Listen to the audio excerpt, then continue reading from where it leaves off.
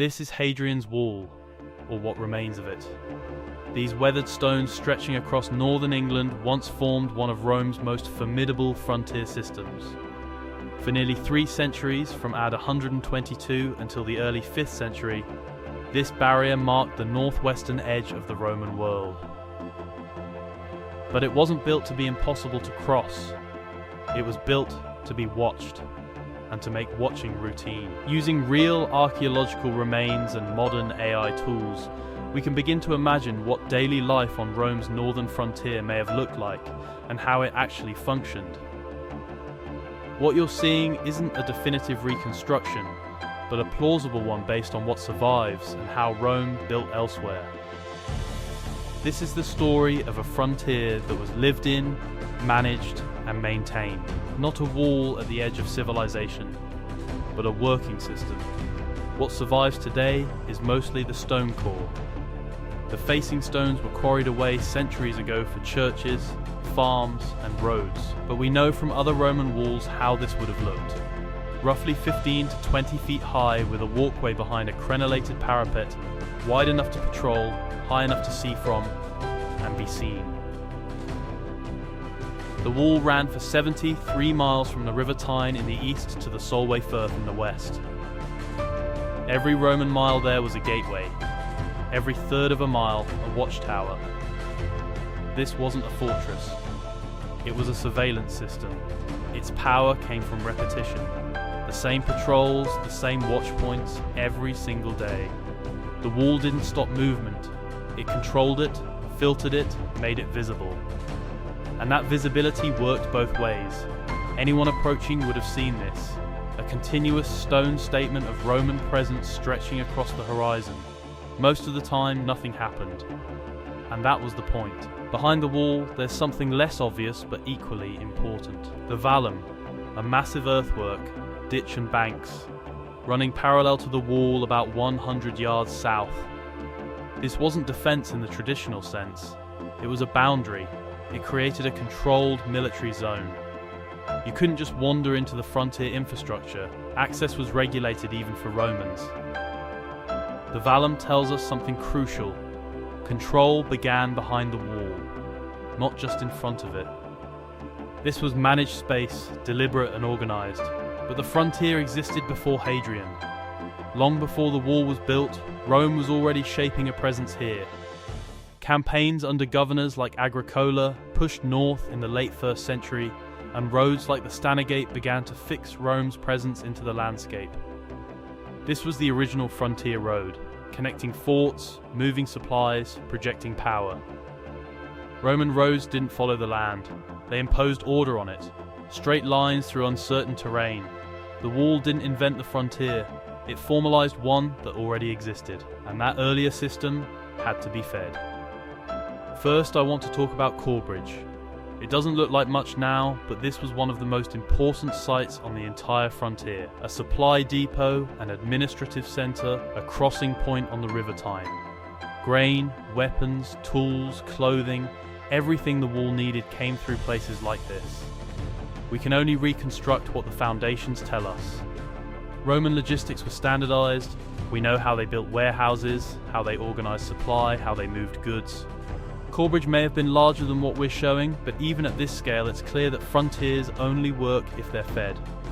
And feeding this one took infrastructure, planning, and a lot of unglamorous work. This view shows Vindolanda, just south of the wall. It was here before Hadrian arrived and stayed occupied for centuries after. This is where we get closest to the people. The famous Vindolanda tablets, thin wooden sheets with ink writing, survived in the waterlogged ground. Birthday party invitations, requests for more beer, complaints about the roads. These weren't just soldiers. They were people living lives. Families settled here. Traders set up shop. Children grew up in the shadow of the frontier. Rome learned how to live here before it walled it, and when the wall went up, life didn't stop. It just continued under a new kind of order. Every Roman mile along the wall there was one of these, a Milecastle. The name is misleading. These weren't castles, they were gateways. Small, practical structures just big enough for a handful of soldiers and a gate through the wall. This is where people crossed, under watch, with permission. Traders, locals, messengers, families. The wall didn't seal the frontier. It filtered movement through controlled points. Nothing here is oversized. Nothing is dramatic. The frontier worked because it was tight, repetitive, and always watched. Between the Milecastles, every third of a mile, a turret. 2 soldiers, elevated position, clear sight lines. Nothing elaborate, just a place to stand, watch, and be seen. Most days, nothing happened. Patrols passed, reports were filed, routine as deterrence. The frontier worked because it was everywhere, all the time. This is Housesteads, one of the best preserved forts built directly onto the wall. This housed around 800 men, an auxiliary infantry cohort, likely from modern-day Belgium or the Netherlands. Not Roman citizens. Provincials recruited from other parts of the empire, serving on someone else's frontier. Inside were barracks, a headquarters building, granaries, a hospital, even communal latrines. Everything laid out in the standard Roman grid. The frontier made visible. This wasn't a castle under siege. It was a permanent garrison managing a routine. This was administration wearing armour. Chester's was different. This was a cavalry fort.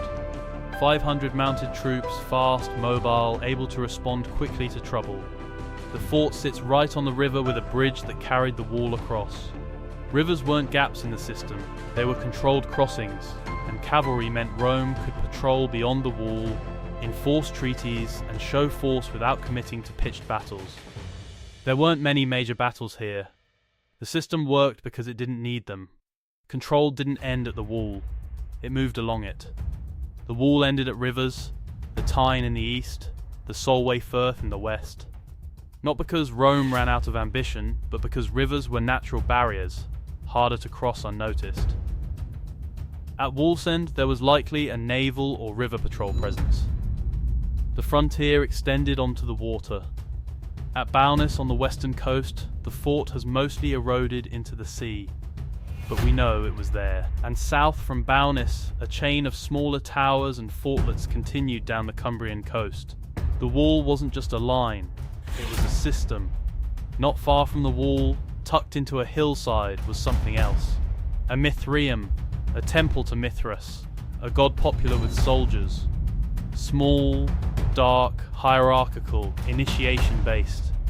This is where soldiers came to find meaning, to bond, to cope with isolation, danger, and the weight of routine. Above ground, Roman order, discipline, the machinery of empire. Below ground, mystery, ritual, belonging. Order outside, meaning inside. So what was on the other side of the wall? Not an empty wasteland. Not howling barbarians at the gates. People lived here. Tribes with their own structures, alliances, and economies. Rome traded with them, negotiated with them, sometimes fought them, often ignored them. The wall wasn't a line between civilization and chaos. It was a choice about where to stop. And for those on the other side, the wall may have meant something different. A boundary, yes, but also a place to trade, a source of goods, a statement of power that could be tested or ignored or lived alongside. Life didn't end at the wall, it simply changed. 20 years after Hadrian's wall was finished, Rome pushed north again. The Antonine Wall, across the narrower Fourth Clyde line, built of turf, not stone. It lasted less than a generation. By AD 163, Rome pulled back to Hadrian's wall. What does that tell us? The frontier was negotiable, strategic, not sacred. Rome drew the line where it made sense and moved it when it didn't. One last thing worth remembering, the soldiers who built and manned this wall weren't Romans. They were auxiliaries recruited from Gaul, Germania, the Low Countries, Syria, North Africa. Provincials managing other provincials. They served 25 years. If they survived, they earned citizenship. Many stayed, raised families, became part of the landscape. The wall wasn't defended by Rome. It was defended by people Rome had recruited, trained, and placed here. The empire worked because it made others invest in it. After Rome left Britain in the early 5th century, the wall was abandoned. Its stones were quarried for churches, farms, roads, pieces of empire repurposed. What survives now is a fragment, but it's enough to ask questions. How do you control a frontier? How do you make power visible? How do you make watching routine? We can't know exactly what it looked like, but we can imagine what it did. And what it did was work, not through walls alone, but through systems, routines, and people willing to watch, wait, and endure. This was Hadrian's Wall. Not a barrier, a frontier. Not an ending, a system. If there's another ancient frontier, another Roman site, or another historical moment you'd like reconstructed and explored like this, let me know in the comments. I'd love to hear what fascinates you. Again, thank you so much.